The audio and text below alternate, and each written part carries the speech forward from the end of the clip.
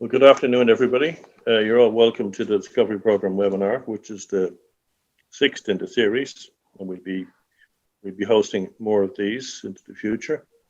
My name is Chris Flynn. I'm the acting CEO of Discovery Program. We would hope to have news for people perhaps next month as to the appointment of a new CEO, and we look forward to that. We're very lucky today to have Professor Aidan O'Sullivan, who's going to talk to us, and I want to welcome Aidan from the School of Archaeology in UCD. Many of you will be aware that Aidan is one of Ireland's leading archaeologists. Key research interest in early medieval Ireland in its Northwest European context, wetland archaeology and environments across the world, and experimental archaeology and material culture. He's directed several medieval archaeological excavations and is the author of numerous papers and books, including our own Discovery Program monograph number 4 on the archaeology of lake settlement in Ireland. Aidan is no stranger to the Discovery Program. Prior to his appointment at UCD, he was project director at the very important lake settlement project in the Discovery Program between 1992 and 2000. He's the principal investigator of the Early Medieval Archaeology Project, EMAP, the Heritage Council Instar funded UCD, QUB and partners research project seeking to create knowledge through books, papers, online reports and other resources from the extensive data gathered in early medieval archaeological excavations in Ireland. Today, Aidan will speak to us on this topic, the Early Medieval Archaeology Project, EMAP, a model for period-based approach to a research framework. Before I hand over to Aidan, just to remind attendees that you will have the opportunity to ask questions or make comments at the end of the presentation. You can either type your questions into the Q&A box, which is located in the toolbar at the bottom of your screen. Please include your name with your question and indicate if you'd like to ask the question or make the comment yourself, or if you'd prefer to have me read your question or comment. If you opt to ask the question yourself, the other attendees, as well as the speakers on screen, will be able to hear your voice, but they won't be able to see you. And just to remind you, the entire webinar, including the discussion and the Q&A element, will be recorded and published on our YouTube channel. So if you ask a question but don't want to be included in that recording, be sure to notify us so we can edit the video before loading it onto YouTube. So without further ado, I'm very pleased to hand over to Professor Aidan O'Sullivan. Thank you, Chris. I am going to share my screen now. So first of all, I suppose I would say thank you to the Discovery Program for asking me to speak. As Chris said, I got my start in the Discovery Program when I came out of university, and I worked in the Discovery Program from 1992 until 2000 when I was appointed as a lecturer in University College Dublin. And I remember it with great fondness. So I was delighted to be asked to speak today on the research framework for archaeology in Ireland. And I hope my contribution is somewhat interesting, and I'd be interested in hearing people's thoughts and comments. So I'm going to speak on the topic of the Early Medieval Archaeology Project, or EMAP, as we know it, a model for a period-based approach to a research framework. And as you shall see, my question mark is ambivalent because I don't know if it really is. It may not be, it may be. Maybe there are things that we can take out of EMAP that could be used in the future. And this is a joint paper between myself and Finbar McCormack, who is off fishing at the moment somewhere. Finbar is retired from Queen's University Belfast. And of course, all my colleagues in the Early Medieval Archaeology Project down the years. So really what I want to talk about is what did we do? What did the Early Medieval Archaeology Project do between 2007 and 2014? What contribution did it make to a creation of knowledge, an understanding of early medieval Ireland, and perhaps the posing of agendas and the creation of resources for researchers? What were EMAP's strengths and what were its weaknesses? And are there lessons in EMAP for how we might look at other chronological periods? So I'm not going to talk about early medieval Ireland per se. I'm going to more or less talk about how we talk about early medieval Ireland. I'm going to talk about how EMAP is arguably a gateway for research on early medieval Ireland. It's not the last word. We always used to like to see it as something which was beginning a conversation. It's important also to remember that the context has very much changed. What has happened in Irish archaeology since EMAPs' last publications in 2014? Well, we have a lot more resources available to us in terms of archaeological excavations. Transport Infrastructure Ireland, TII, have published their excavation reports on the Digital Repository of Ireland. This is a significant resource, and that would not have been available to us when we were working on EMAP. When we only way we have to get reports was via the archaeologists or with the support of the National Monuments Service. So that's completely changed. More Transport Infrastructure Ireland, or TII, scheme monographs have been published, so more and more excavations have been come out. And I'd also draw your attention to TII's volume, Stories of Ireland's Past, which is a pulling together of all chronological periods on the basis of TII and NRA excavations. And we're also seeing a suite of new publications and new forms of research, which are really very challenging. One that strikes me the most at the moment is the publications on radiocarbon dates. Ireland has the largest body of radiocarbon dates of archaeological sites in the world per capita, per the size of the island. So we're incredibly well resourced. Something like, I think it's 3,000 radiocarbon dates for early medieval sites. And new research, particularly from colleagues in Queen's, is pushing particularly interesting ideas about how that society changed and how there may have been a decline after the 8th century in Ireland, or at least a decline in activity. But on the other hand, although these are new resources and new benefits, we also have never really recovered since the recession. Archaeological research funding for basic, as in not high risk, high impact, there is large bodies of money available for high impact research through the European Research Council and through the Irish Research Council, its laureate awards. But the basic research funding for ordinary, what you might call instrumental research, has essentially disappeared. Instar is gone. Hopefully it might come back sometime. The IRC, the Irish Research Council, doesn't really make available project funds, and PhD and postdoctoral fellowships are becoming increasingly difficult to gain. So the funding landscape, although there are some advantages there are also some areas where we are actually not doing so well. I'm an early medievalist. I think I work in the richest, most spectacular chronological period of Ireland's 10,000 year history. Ireland has the richest medieval settlement landscape in Europe and potentially the world. There are at least 55 to 60,000 early medieval sites in Ireland. If you think that there's about 165,000 archaeological sites on the island, well, you can see that's a substantial proportion of the whole. We've at least 47,000 ring forts, we've got 2,000 crannogs, we've got 5,500 early medieval church sites, and we've got thousands of burial sites. So it's an incredibly rich period. And it actually benefited particularly from the Celtic Tiger boom, with large numbers of new excavations being carried out. And this was particularly in terms of large-scale infrastructural development that was going on during the boom. And what we had was large-scale open-area excavations being carried out sometimes for years by highly experienced professional archaeologists who created a new canon of early medieval scholarship. And I would argue, and I've always argued, that the archaeologists that we had working then and now were certainly the most qualified, most experienced, and most skilled archaeologists that have ever worked on the island of Ireland. And publications from those years are continuing to appear. So, for example, TII monographs are coming out this month from Dundalk Bay and from Tralee. These are some of the County Louth sites in the vicinity of Dundalk Bay that we will see publications very shortly.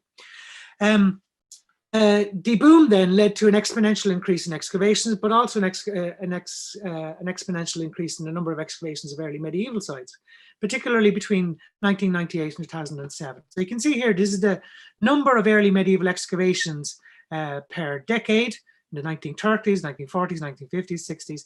It started to increase in the 80s, started to increase significantly in the 1990s, and then to 2000s, we saw this extraordinary increase. And you can also see the impact of the boom here with increasing rates of archaeological excavations of early medieval sites every year, with a peak to 2002, somewhat of a decline, and then a catastrophic decline after 2007, after the economic recession really bit. But even then, we can see that if you could do a comparison between 1920 and 1996 and 1997 to 2009, you can see immediately that basically all parts of the island saw an increased rate of excavations of early medieval sites. So a huge resource was being created. And one of the problems that created, of course, was how are we going to deal with all of this data? We established the Early Medieval Archaeology Project between University College Dublin and Queen's University Belfast, effectively with Heritage Council funding in 2007, and then Irish National Strategic Archaeological Research funding, again administered by the Heritage Council between 2008 and 2014. And our mission was in EMAP to investigate the history and character and results of early medieval excavations in Ireland, to publish reports, books and papers, and to create a website to help transform data into knowledge, and to establish and promote collaborative research between universities and the commercial archaeological sector. We had certain values in the way that we approached this. I mean, myself and Finbar McCormack, we're primarily university academics. We're not out there in the field with these teams of archaeologists working on these large-scale excavations. So we took from the start a view that this was not our archaeological data. We didn't dig these sites. We didn't write the preliminary reports. We would not retain our results for academic purposes. One of the classic things you do in a university is do research, create data, hold on to the data until you get your high impact publications out of it, and that's really to benefit your own unit or your own career in a sense. We took the views like, well, no, we're not going to do that. We're not going to hold on to data until the end in 5 years' time when we'll publish a highly expensive book that you can't get anyway. We insisted on open access publication before the word. Open access publication is all the rage now in the disciplines. We basically took the attitude is that we would publish immediately and fully publicly every year on our website and put our reports out there for everyone to use. As raw as they might be, we said that this is what we're going to do. And the third thing is we saw the best as being the enemy of the good. Our view was let's do the best that we can in the place that we are in the short time that we have to create some sense of what archaeologists had discovered and were discovering in the Irish landscape pertaining to the early medieval period. We formed the team. Principal investigators was myself and Finbar McCormack. Over the years, we had a team of 9 archaeologists employed. We had postdoctoral fellowships. We had associated PhD scholarships. We supported and leveraged funding for other scholars to do PhDs. We were able to support an MA scholarship for a colleague from the archaeological industry. And we published a large number of academic papers. We gave about 70 invited lectures and conference papers and so on. And as I say, we published our EMAP reports immediately online, available to all across the world, no restrictions on access to any of it. And we would always take the view that never actually did any harm to our ability to publish our material as well. So we began our task. I mean, the project has a history and a biography. It changed across time. And it was always about decisions that we were making about what was the best thing to do. We typically got funding, say, around April or May of every year, and we had deadlines to report by the following October. So you're really looking at between 6 to 8 months of very fast work leading to final reports. So there was always a kind of a sense of that this was going to be quick and dirty quite often. Our first initial task was we created a database of all early medieval archaeological excavations between 1930 and 2004. And that initial database, we published it as a PDF. We just published it up as a set of tables in 2008, and it amounted to 3,300 archaeological sites. At the end of 2008, we made a decision that we weren't going to do that anymore. We weren't going to focus on creating databases. And I'm kind of glad that we did. If we had created databases, really what we were doing, you'd be changing forms of data into more accessible forms of data. But in the end, you're only going to end up with lists and lists and lists of data. We decided that what instead that we would do is we would do rapid thematic reviews. And again, very much based on extensive readings of archaeological excavation reports and some of them unpublished reports. So we brought out our first Teamatic Review in 2008, which was Early Medieval Ireland Archaeological Excavations 1930-2004. And we published that again online that December, that Christmas. And that had a series of chapters, historiography of excavations, an analysis of settlement and the church, and death and burial and agriculture, and crafts and industry and trade and exchange, and we published that online. It was a very useful rapid scan.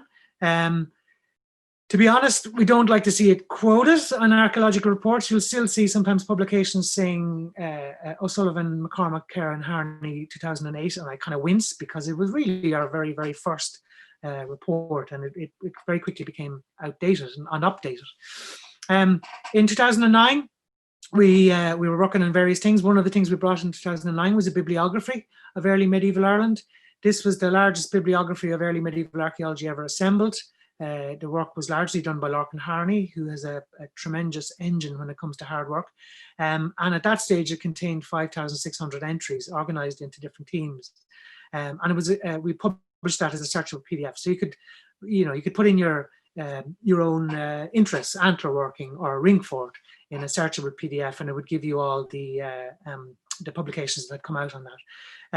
Obviously, that would be something that we might have liked to publish as an online resource. It has been updated since, particularly by Lorcan, but as you might imagine, every year would bring a new raft of publications, so that's essentially an endless task.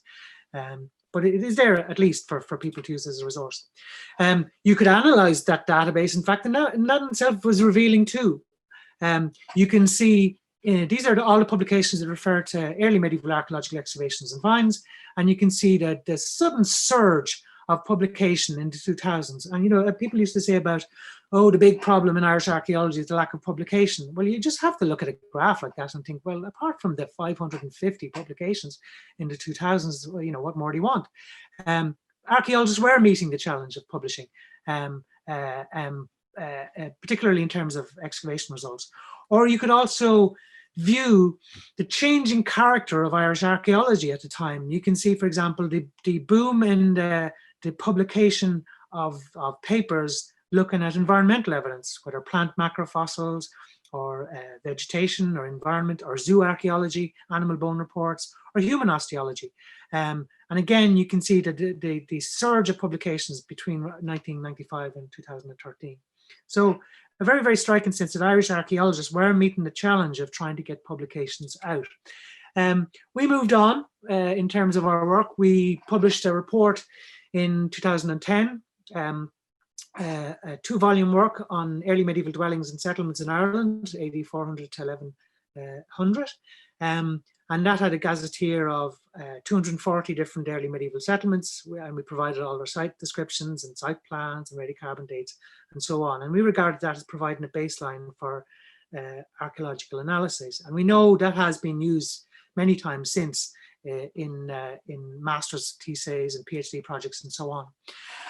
What we also decided to do towards the end of the project is we made sure that all of our online reports weren't only online or digital, but that they also actually went into hard copies. And that was a deliberate strategic decision by us to ensure that our reports saw as wide an audience as is possible. So early medieval dwellings and settlements in Ireland then moved to a publication as a British Archaeological Report. This is the famous series called BAR amongst archaeologists, published in the BAR International Series in 2014. And available in that then would be chapters on houses, on the organization of settlement space, on the patterns of agriculture within early medieval settlements, the evidence for craft activity and so on. And also then, very importantly, a gazetteer of site descriptions, plans with all the radiocarbon dates and bibliographies of 241 key early medieval sites. Out of the thousands of early medieval excavations that had gone on, we picked out ones that we regarded as the key sites in which there was very good quality information. So for example, here's an example of an entry for Raheenamodra, County Limerick. This is an old excavation. So what you have here is the site name, you have the SMR number, you have the grid reference for whereabouts it is in the country, the duration of the excavation. So for example, you can see here, that would have been July to September 1960, July to August 1961, whereas a modern excavation in the 2000s will basically just start in January, say, and go for a year and a half. And this was excavated by Steenberger in County Limerick. You got a site description there, you got a bibliographical reference there, you've got all the radiocarbon dates there provided as a table, and you've basically got a site plan. So anybody leafing through these 241 sites could basically very quickly access the basic data on all of these sites, could use the radiocarbon dates, could use the site plans, and then obviously could also then go to the original publication, which is the key thing. They could actually keep on going into the literature to go to the first publication on the site. In 2011, we focused on the archaeology of livestock and cereal production in early medieval Ireland, again, all based on archaeological excavations. And that provided information on farmsteads and field systems, the evidence for livestock management, that's through faunal analysis, and cereal production, particularly in terms of Dr. Muriel McClatchy's analysis of plant macrofossils. And that was an important study in its own right, because we were able to identify regional patterns in agricultural practice. For example, we were able to show that the east coast of Ireland, that pastoralism continued. We were also able to challenge some of the emerging ideas that there had been a shift from pastoralism or cattle farming to cereal cultivation through the early medieval period. And our studies, the EMAP studies, Finbar, Tom, Muriel, and their studies were able to show that wasn't actually true, that Irish farming was pretty it was very dynamic, obviously, but it was also pretty conservative. And more or less the same practices were occurring at the end of the early medieval period that had been there at the start. And that's not entirely surprising, because when you come into the late Middle Ages and the practices in Gaelic agriculture in late medieval Ireland, it's essentially the same. It's essentially cattle herding with some crop cultivation. And again, we made the decision, let's move that into print publication. We published that as Early Medieval Agriculture, Livestock and Cereal Production in Ireland in the British Archaeological Report series in 2014. And one of the advantages of not only relying on the online digital report, but actually going to a monograph, is that all of these bar reports, or many of these bar reports, are basically taken by university libraries and institutional libraries across the world, but particularly across Europe.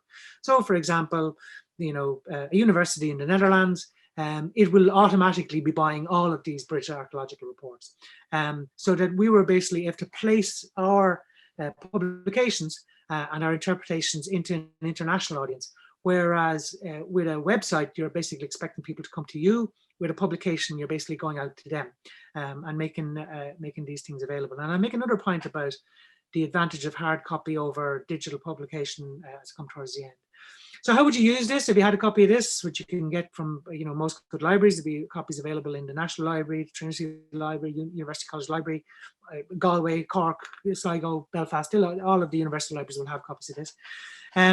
So here's an example of the Gazetteer section from this one, where Dr. Muriel McClatchy has done an analysis of 60 key early medieval sites. So the basic site description, plant remains, a phasing, all the radiocarbon dates, and then you go to the next page and you've got it broken down into phases and into contexts, and you can see across the top here is the number of cereal grains, the chaff, flax, legumes, nuts, fruit, weeds, and over here you've got cereal grains, you've got oats, all the different types of oats, barley, wheat, rye, hulled barley, 6-row barley, different versions of these cereal grains.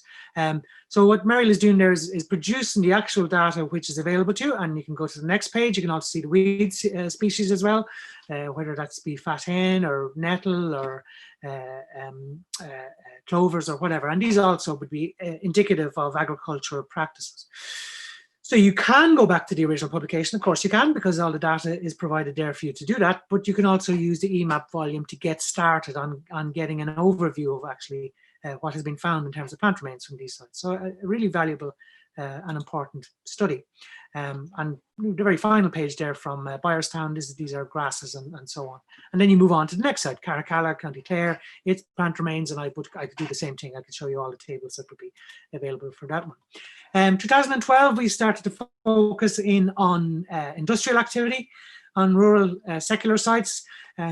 two decisions going on there in that title. One, we weren't looking at the Viking towns because we feel that we had sufficient access to that kind of data. And also similar studies had been done for medieval Dublin in and around that same time. So we weren't basically going to try and cover similar types of ground, although it would have been earlier. And also we were a bit wary of getting into ecclesiastical sites. So we didn't look at ecclesiastical sites. So we look at rural secular sites.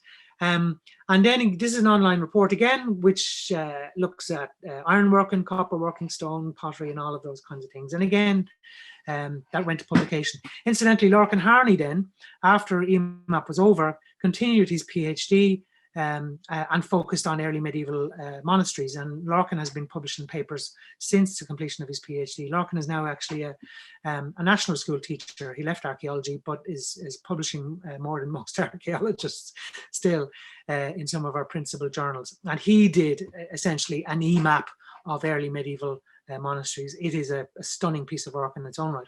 And again, okay, so here we go again. We published that as a hard copy. There's a picture of me looking foolish in a kind of a Viking tunic with John Nichol down in Ferrycarrig. We were doing some living history event. So we published that as early medieval crafts and production, AD 400 to 1100, the evidence from rural settlements. And again, that's a British Archaeological Report because these are excellent publications, but they're also quite simple publications. They don't involve a huge amount of editing. So we were able to take on Maureen Doyle at the end of EMAP to basically move all of these online digital reports to publication formats.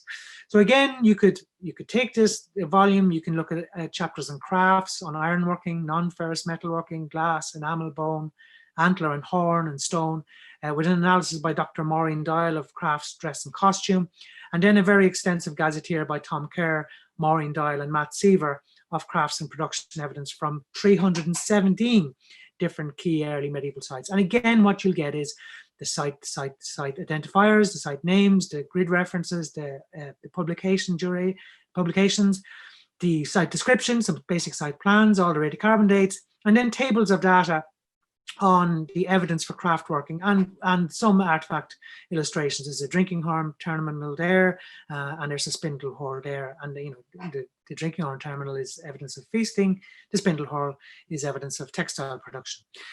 So again, you can go to those publications and say, right, I'm digging a site and I've found certain types of evidence. What other early medieval sites have produced similar evidence? You can go straight to our publication. You can go through the 317 sites and you can pick out whatever it is that you need to use. Our final online report then, this was right at the end of our funding regime.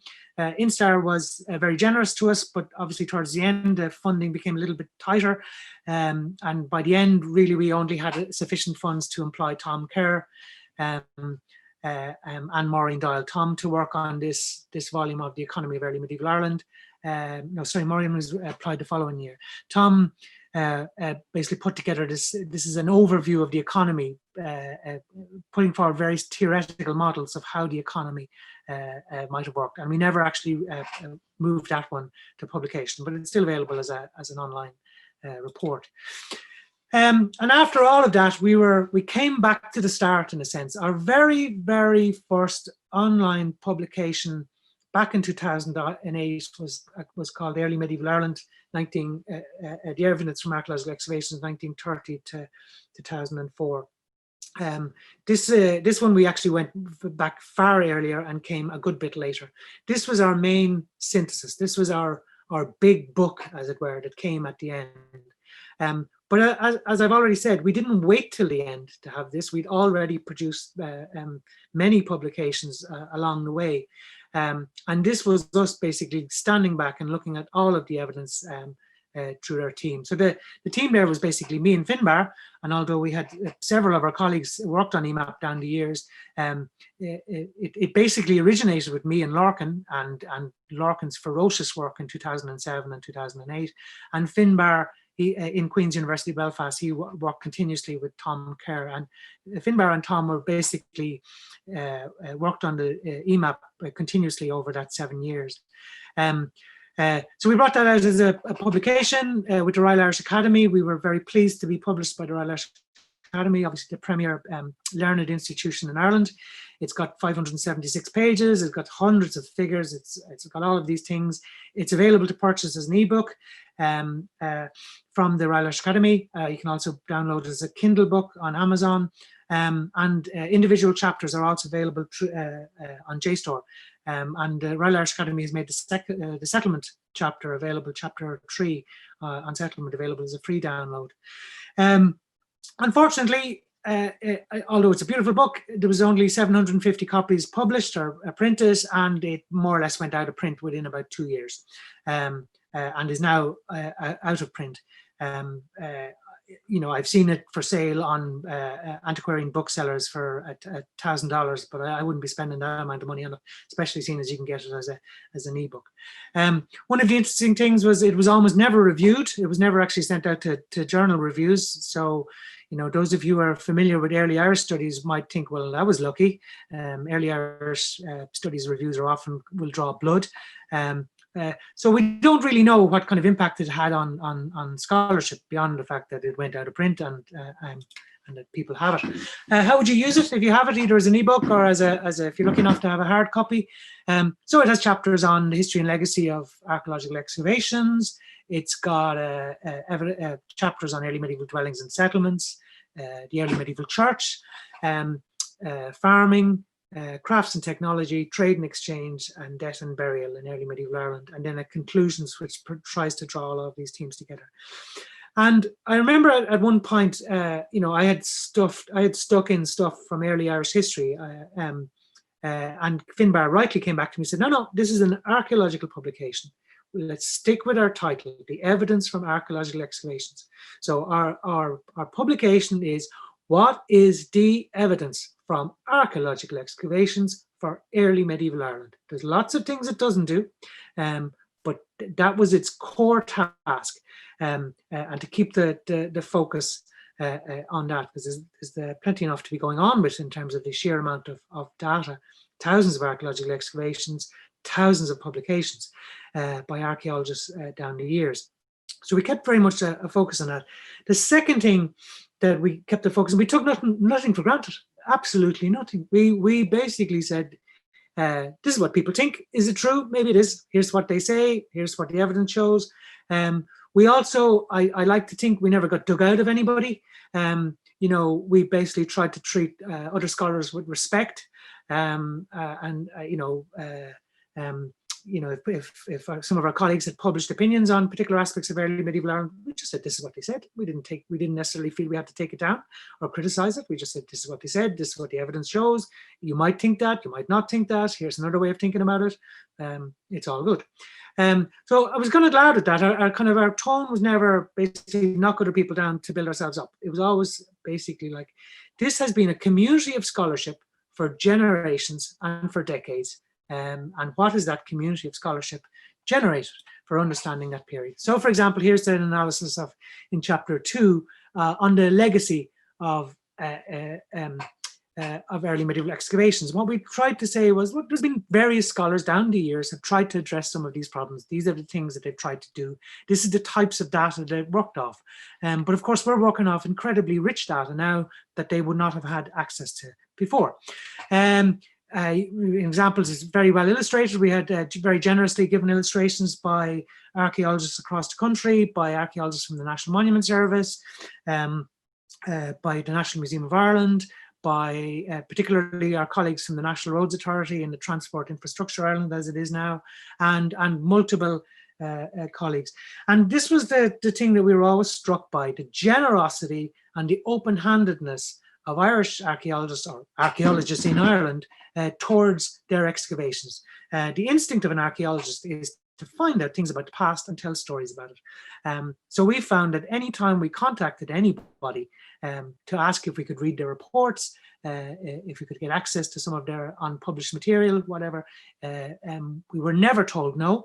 And we were always kind of, in a sense, encouraged by enthusiastic colleagues to say, yeah, absolutely, you can have our material to use. So what we gave out, we got back, as I say. How can you use it? There is in EMAP volume, I know a colleague of mine calls it the Bible of early medieval Ireland. I couldn't possibly comment. It's a big thick thing. There are 33 tables in the back of the book, over 132 pages. If you want to know what have been the ecclesiastical enclosure, ditches and walls dated to the early medieval period, there are 5 pages of tables there on individual sites. The description, a quick précis, and the publication. The bibliographical reference that you can chase down yourself, and that's there for multiple other features of Irish archaeology from this period. So pottery, textile working, iron working, non-ferrous working, burials, coins, all of those things are in that 132 pages of data, and a very large bibliography, 90 pages of a bibliography. We regard each one of those things, not only our ideas or our interpretations, but the tables and the bibliography and all of those as resources for other people to be able to use in their own research. And as I say, in 2014, we decided to use the last remaining funds we had a little bit of money left to edit and publish the reports with BAR to get them into university libraries internationally, as I've already mentioned. So they're out there in the world, as it were, and being available. A question was asked once was, why were EMAP bothering publishing these as monographs if they're already available as online reports? They're there, they're digital reports. Why would you need to move them to monographs? Isn't this the world we live in, digital publication? Isn't it all the rage? My answer to that, we'll see in the next slide, is that, well, say we hadn't gone to monograph publication. This is the emap.ie website 6 years after the last funding grant. There you go, doesn't exist, it's gone. We kept it going for a couple of years with our own money. We paid for the domain name, the domain name every year, but in the end we just said, okay, we're just kind of spending our own money on this, and we let it lapse. And that would be something I would argue anyway. Nothing lasts forever on the internet. It's great to publish online. It's great to publish digital publications, but get them into hard copy because you don't know what's going to be there and available in 10, 15 years time. In place of the EMAP report, what we've done is we put all the digital reports up on the UCD research repository. This is in UCD library. You can go in there, you can download the PDF, for example, here of Early Medieval Dwellings and Settlements, the volume 1, the text. All of those reports are up available online. You can just click on that button there and it downloads as a PDF to your computer. You can get a sense too of what has been going on. I mean, I haven't promoted any of this stuff anytime recently. There's 48 views there last month, 473 downloads so far, 50 views last month. And there's a map, if you're interested in such a thing, to see where people have been downloading just that report across North America, across Europe, even in Africa, in Asia.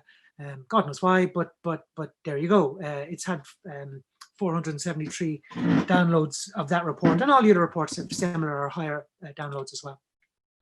So moving to the end, as it were, EMAP had its strengths, but it had its weaknesses too. We moved very fast. We didn't always get it right. We could always have used more time. We could, every year, basically, we hit the ground running in around April, May, when the funding was confirmed. And by October, November, we were basically finalizing the reports and getting them into the Heritage Council. Our team members worked ferociously hard. These were just constant days work, 9 to 5, digesting, reading reports, digesting, preparing gazetteers, all of these things. Our research was not objective. I mean, it's us after all. We took decisions about how to interpret material, how to organize the data, how to think about this material. But I still would argue that we made it possible for other people to come after us. EMAP was not sustainable as a project without funding. Once the funding basically ended, that's it. EMAP is asleep, basically. It might be woken up again someday, but it's currently asleep. But what we're particularly gratified by is that it has gone on. It has supported multiple PhDs, masters. It has supported work by commercial archaeologists, and our team members are all gone into different aspects of employment. Some people are, one person is working in the National Museum of Ireland, one archaeologist is working in the State Service in Northern Ireland, One archaeologist is a university lecturer, 2 university lecturers, in fact. So in a sense, we set ourselves a mission, we had certain values, we worked hard, we published openly, we helped to create knowledge and understanding. Did EMAP have an impact? Well, I don't really know. It's all the rage these days to kind of do impact studies on what your research is, and the impact on government policy, or the impact on scholarly work, or the impact on community engagement. I've never really done any analysis on it. I just know that people kind of contact us and ask us for the reports, and we direct them to the UCD library research repository. But my own personal experience, and this is just my experience, of these are very significant pieces of work which all used EMAP as a springboard. So Emma Hanna's PhD in Queen's University, Belfast, a deeply impressive piece of work on the intensity and density of radiocarbon dates and the implications for societal change. I know that Emma basically worked off EMAP from a start. That's where you start. Russell O'Regan's PhD in Cambridge on migrations and identity between Ireland and Scotland from around 300 AD up to around 1400 AD. Again, Russell will point out that EMAP became a kind of a thing, that EMAP became a resource that he used. Or Dr. Brendan O'Neill in UCD, I know that his PhD started with EMAP. But again, I keep on saying started with, or springboarded off, or used EMAP to gather first tranches of data and pushed on. Susan Curran's work on LIDAR in early medieval settlement in Sligo and Leitrim. Susan's work is a PhD in its own right on early medieval settlement. But yes, she was able to use EMAP to say, okay, well, what do we know about ring forts, about ditches and banks, about radiocarbon dates, about the orientation of entrances, about activities within them, that she was able to use the EMAP data for that purpose. Or even questions like gender. This was a master's thesis that I supervised about 6 years ago by Christine Skelly. And this was simply a look at women's work in early medieval Ireland. And she was able to go to the EMAP volume with 241 settlement sites and whatever it is, 317 craft production sites, and basically create her own data list, her own data set on the occurrence of saddle querns and spindle whorls and other items that might be associated with what's classically known as women's tasks in the early Irish sources, such as textiles production, dairying, food production, and all of these kinds of things. So Christine was able to do that piece of interpretive work on the basis of having used EMAP. And I picked up the new Tralee TII monograph yesterday in Hodges Figgis bookshop, and obviously went straight to the early medieval section, because that's what you do. And gratified to see that James Hestian has used EMAP as a gateway for research as well. The EMAP's publications are not the last word. We could well be wrong, and almost certainly were, in some of our interpretations, and that will be modified in the years ahead. But there is a resource which is available to an archaeologist to kind of to comb through and say, well, what kinds of things have been found from these types of sites before? What's next for the Early Medieval Archaeology Project? Who knows? Matt is now working in the National Museum. I know Matt is working on Liam de Puer's Inish Caltra publication with me. The two of us are hoping to bring that to publication someday. I know that there are many postdoctoral fellows, PhDs and master students across Europe continuing to exploit EMAP's work. Commercial archaeologists continue to use it, fortunately, and they regularly email us seeking reports, and we'll either send them on or we'll just send them directly to the website. I would like someday to be able to do an EMAP phase 2 or 3 project, maybe on material culture. EMAP phase 1 and 2 was very much about landscape and settlement, and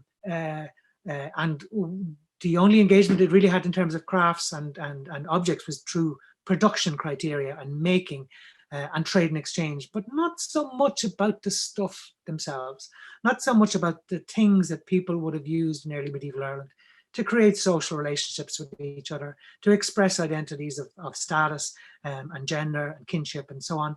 And the sheer materiality of early medieval Ireland requires a much more ambitious program of study, and that's something I'd love to have a shot at someday, potentially in collaboration with colleagues across the community.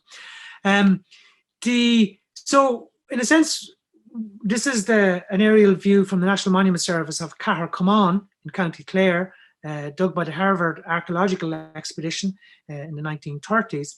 What we know about the early medieval landscape now is significantly more advanced through the work of archaeologists in recent decades, and hopefully through the work of the Early Medieval Archaeology Project. So, for example, we used to think, just one example, we used to think that field systems out in the around these sites were primarily early medieval in date. That's not necessarily the case, and Michelle Cumber's work in Galway has demonstrated that there's activity of multiple phases going on in the burn. But this would, to me, to be a good reconstruction of what an early medieval settlement might have looked like. A settlement enclosure, its houses, its little gardens for crops and vegetables, its cattle being herded in at night time into the enclosure, but they're basically out in open country. Some amount of unenclosed settlement out in the landscape, but generally this is where everybody lived. Population of between, say, 1 to 3 million people. The density of population in rural Ireland in the early medieval period would be about the same as what it would be in rural Ireland today.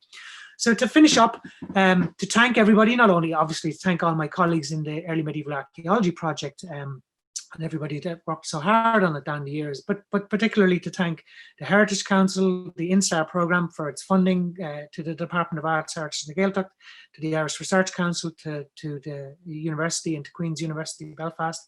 Thanks to all our EMAP colleagues and all the Irish archaeologists who helped us down the years. And our thanks to the many site directors in the NRA, TII, in the National Museums of Ireland, the National Monument Service, our colleagues in higher education institutes, specialists, and all the companies for their generosities over that 8 years. Matt Seaver said one time, in referring to the amount of people that were being asked to do things by EMAP, that EMAP became a black hole, sucking in everybody in Irish archaeology. And hopefully that's reflected in the fact that the acknowledgements page in early medieval Ireland, AD 400 to 1100, the evidence from archaeological excavations, is the longest acknowledgements page ever published in Irish archaeology. It's 5 pages long. People often say in these acknowledgements, too many to mention. And I always think, well, they weren't too many to help you, so why were they too many to mention? So really, as I say, we always saw ourselves as working with the data which had been created by our colleagues to add value to it and to get it back out into the community of scholarship so that it could be used. Are there lessons there for how you might look at other chronological periods in Irish archaeology? That's up to you to decide. It certainly would be a project which would be easier to do now for the Bronze Age, for example, or the Neolithic. Although there has an INSTAR project done on the Neolithic and an INSTAR project done on the Iron Age. But say the Bronze Age, which as far as I know hasn't had a big project. The availability of reports through the TII's launching of reports on Digital Repository of Ireland would make it a significantly easier task to get down to. But you would still need colleagues with a ferocious engine, a ferocious dedication and passion to be able to pull it off. But having said that, it was great fun. We enjoyed it, and we hope we created value as we went along. Thank you very much. Aidan, that was very interesting, refreshing. Glad to see that you put the record straight on publication, because our archaeologists in the past very often criticised for not publishing, but the record is there and you set it out very well. Your open access approach preceded the idea, I think, of Creative Commons that we're now used to. Evidence-based approach, you're basically adding value to data produced by others and putting it out there. You're multiplying the usefulness of that data, I would say. And a refreshing and a very positive approach, I have to say. My congratulations on your talk. I really found it very interesting.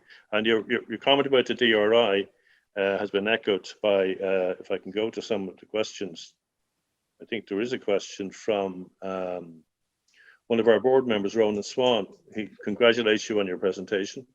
And he says, would you consider approaching the DRI to host publications and data sets? Yeah, that's a very good point. And actually it has occurred to me.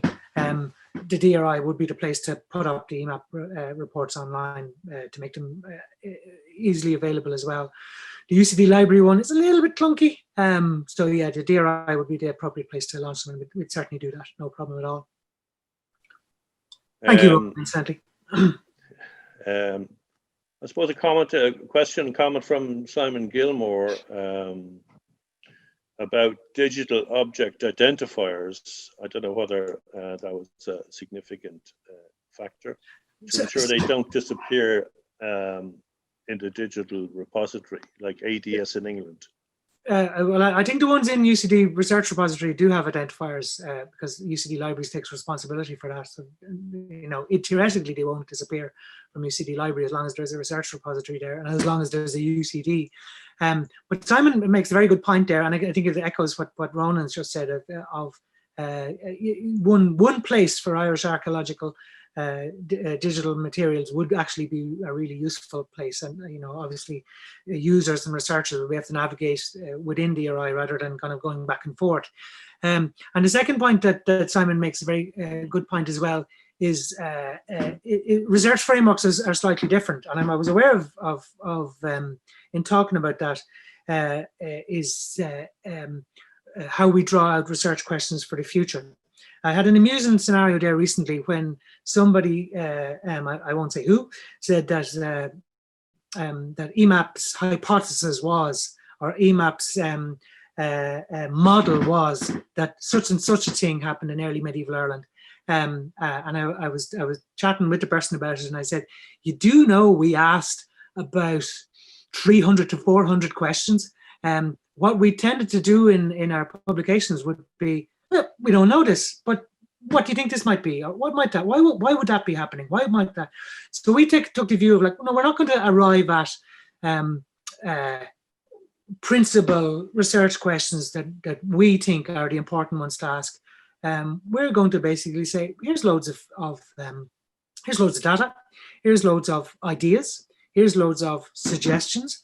None of our questions are necessarily us thinking that the answers are immediately available, and they might need some years or decades of work to answer them. So again, it comes, I don't want to use the word humility, but again, it comes back to the idea of it wasn't up to us to sort it out or finish it off or close the arguments. It was up to us to open the resource for other researchers to move on. So I'd be, I don't want to sound antagonistic to research frameworks because I think they're very much of their time. They can date very quickly. They're often the product of a relatively small number of people with particular views, with particular agendas, with particular favorite topics. I think obviously research frameworks are very valuable, but I'm wary of a research framework becoming, and I know Simon isn't saying this, but I've seen it in the past, of a research framework becoming a kind of a cattle crush inside which funding is then directed, inside people where people must work. You know, one of the arguments in the universities has been that the government has tended to fund industry-specific research across multiple disciplines, which removes the ability to do blue sky research or basic research, as we call it. It's a distinction between instrumental research and basic research. I think there's a danger of research framework being over-guiding in what needs to be done. And then funding will follow the research framework, and then the only research that will get done will be the research that's funded. And then you've channeled all your work into one particular areas. So we asked questions in EMAP and we didn't necessarily answer them. And I was perfectly happy with that.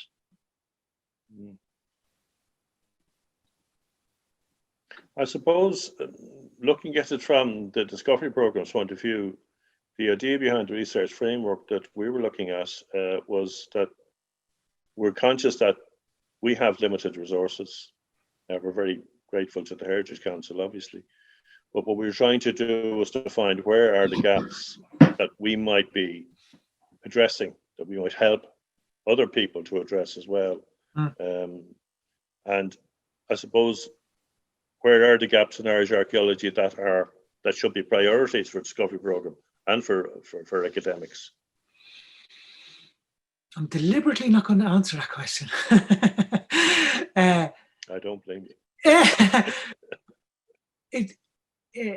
I'm not going to answer it because I think it kind of follows on from what I just said. If you say there's a gap there, then that's where the research energies will get devoted to. Yeah. But in actual fact, research gaps are they're not objective. They're decided by us about what we think is important, and sometimes they can be decided by who are the strongest voices in the room. And I don't want to go too far into this, but I have seen research frameworks in the past which were quite hard and said these are the research areas that get researched. But you know what? People don't do that. If you've got if you take all of the PhD researchers, postdoctoral researchers, academics, commercial archaeologists, archaeologists in the National Museum, National Monument Service, in Transport Infrastructure Ireland, these are all highly experienced, highly educated, dedicated archaeologists, all who have plenty of ideas of what they think needs to be done. What I would be tending to view is, well, how can we get behind them? What do we need to create to let them at it, as in a sense? And in a sense, that's what EMAP did. And I wouldn't offer guidance to the Discovery Programme. Discovery Programme has been massively important in Irish archaeology for a long time, for as long as I've been around. But I do think this sense of seeing what other people need and creating those resources for them can be a very valuable thing to do. Well, I think as Simon Gilmore made a comment there, research framework is put together correctly. It will be iterative and will change as things progress, which I think is probably a good comment. Yeah, and there's good comments here from Simon and from Karen, and I know Karen's doing some fascinating work at the moment on medieval gender and the home. Now, there's an example. I hope you don't mind me speaking over you, Karen, but there's an example of a really good scholar saying this is the work that needs to be done, and going for it, and going for an area that does have a genuine gap and hasn't been supported in the past. But that has taken the energy and dedication of an individual scholar to say, I'm going to fix this, as opposed to a research framework which says, well, the money is available there. If you want to do research, that's where the money is. If you want to do that stuff, on you go in your own time. But I don't want to come across as I'm against research frameworks, and I can see what Simon is there, and I do agree with what he's saying in terms of there is a distinction between a research framework and so on, and it's iterative. Sometimes, though, Simon, things get very concrete and get very fixed and get very stuck. Bloody well, 500. I'm reading Simon's chat here in the panel. Yeah. I know. I'm not surprised that researchers would move in similar directions. We all live in the present with all kinds of ideological agendas about what's important and what's not important and so on. Yeah.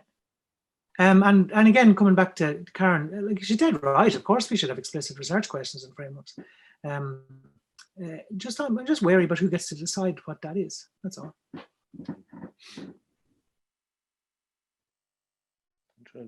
Oh, and a comment here from Helena. I see that, yes. Yeah. Helena is the editor who worked with us in in the publication of the EMAP White Book, as we call it, like after the Beatles, and it was a terrific experience working with Helena. She was absolutely wonderful. I know authors always talk about the incredible patience of the editors, but she really was. God, it'd be great if we could reprint the EMAP White Book. It really would. But there you go. There's lots of other priorities in terms of the Royal Irish Academy and in terms of other publications need to be brought out as well. In a sense, kind of EMAP volume it's still available through the PDF and through the JSTOR version. And as Helena points out, it has a digital object identifier. Yes, indeed. Yeah. Aidan, I have to thank you for a very refreshing and interesting talk. Very good of you to do it. And I think you've raised a lot of questions. Food for thought. Oh, you should see the number of questions. It's in the hundreds. It's easy to ask a question, though. No, I thanks for your time and for the effort you put into it. It was very interesting, I have to say, and very well put together. Yeah. Thank you for having me, and thank you to everybody for attending, for all the participants. There was 41 there at one stage, and thanks to everybody who made comments on the chat room, and thanks for everybody who said thanks. Well, if I can do a commercial, and before I do that, just to thank Dr. Linda Shine and Anthony Corns and my chair, Paul Walsh, who is assisting me. And you'll see there our commercial for the Martin Doody Lecture, which is an online event on the 25th of November next at 7 o'clock. And that's Dr. Alison Sheridan. That's going to be very interesting. Going to Bogdar Initiative, Neolithics of Ireland with Britain. And we have another commercial coming up, which is, you'll see there, the Cherish Project webinars in association with the DLR libraries, and that one on Tuesday, the 3rd of November, which is lasers, drones and boats, measuring the importance of climate change and coastal heritage. And that's Dr. Kieran Craven, the Geological Survey of Ireland. And that'll be followed on the Tuesday, the 10th of November at 7 o'clock. Climate change impacts on the coastal heritage of County Dublin, which is very, very current at the moment, if you pardon the pun. And the speaker there will be Dr. Sandra Henry from Cherish and of this parish. So there's 1, 2, 3 dates for your diary, if you would, and keep an eye on our website for details of further webinars. So thanks to all the participants and to the backroom people that put it together. And Aidan, once again, many thanks. We hope to see you in this place at another time. Take care. Okay, thank you, everybody. Enjoy your day.